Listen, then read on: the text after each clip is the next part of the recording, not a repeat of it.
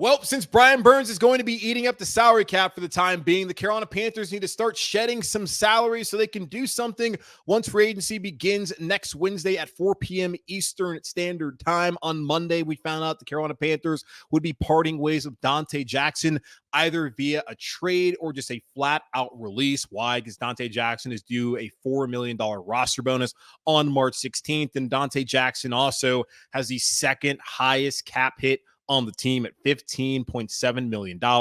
That is just a non-starter for the Carolina Panthers. The dead money hit, if they do trade or release him, will be $9.7 million. The cap savings will be $5.9 million for the Carolina Panthers. Panthers have until the second day of the new league year, beginning next week on Wednesday, to trade Jackson, unless they will have to pay him a $4 million salary, which is earned on the third day of the new league year. So day two, next week on the 15th, that's when the Carolina Panthers have to decide whether they're going to cut him or they're going to be able to trade him. And of course, they would love to do that by the end of the weekend or by, of course, March 13th.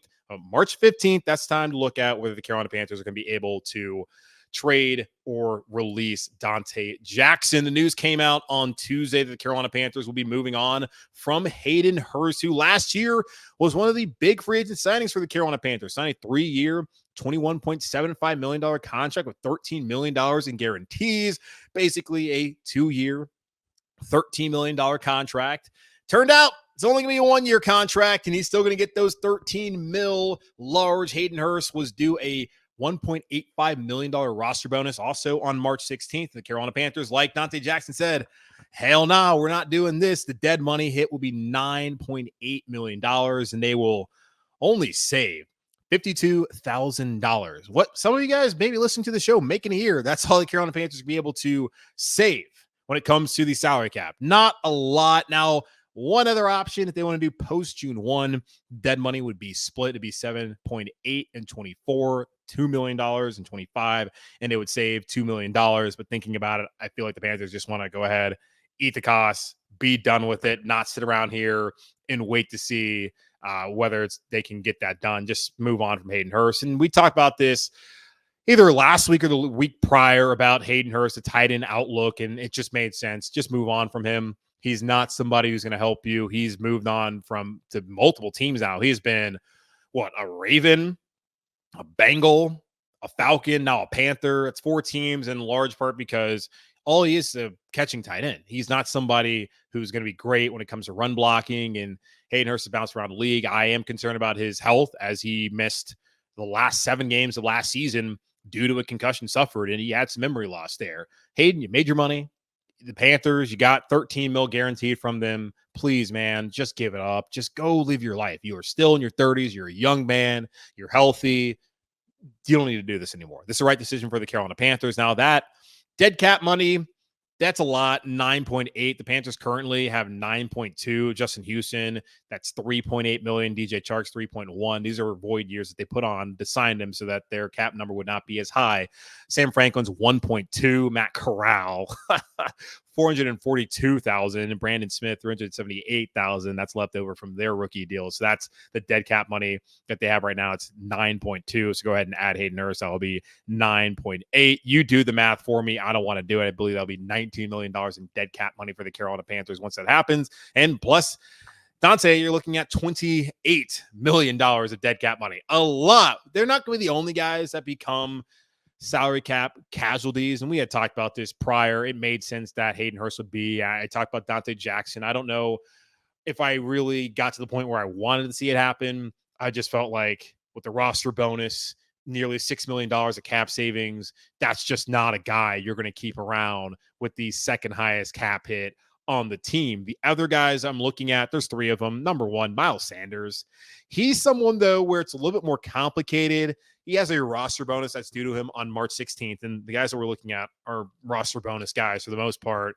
$2 million. He does not deserve that after this past season, and really just the way the running back market is, should have never gotten the money that he got last offseason. But the Panthers believe, hey, running backs matter. Thanks a lot, Deuce Staley and Scott Fitterer. The dead money, if they cut him right now, is $10.4 million. The cap savings, they lose actually $2.75 million. So looking June 1, the best situation is probably to keep him around through OTAs, figure out whether he actually can fit into the roster. It's already been said by Dan Morgan and also by Dave Canales that Chuba Hubbard is RB1 right now. That could change. The Panthers could go crazy again and decide, we want Saquon Barkley, we want Josh Jacobs. That would be insane. Or they just go to the draft and they're like, okay, well, let's go with this guy instead of Chuba as RB1. But even in that scenario, Miles Sanders would be out the door.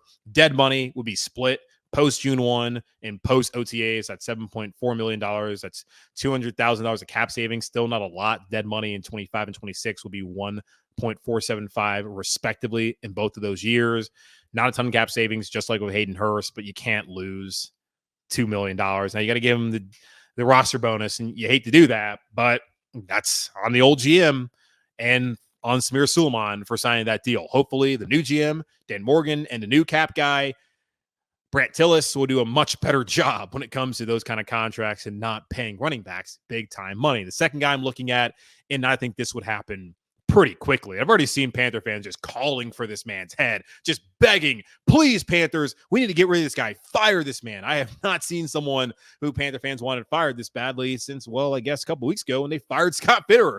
Ian Thomas is due a $1.5 million roster bonus. Last year had the same roster bonus, and that was converted into a signing bonus. They can't do that this year. No reason to do it. He was getting phased out at the end of the season. New offense.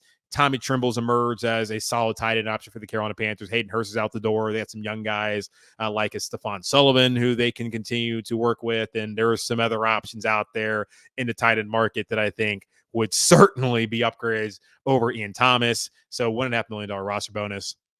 I assume that's due March 16th as well. No. Dead money, only 3.7.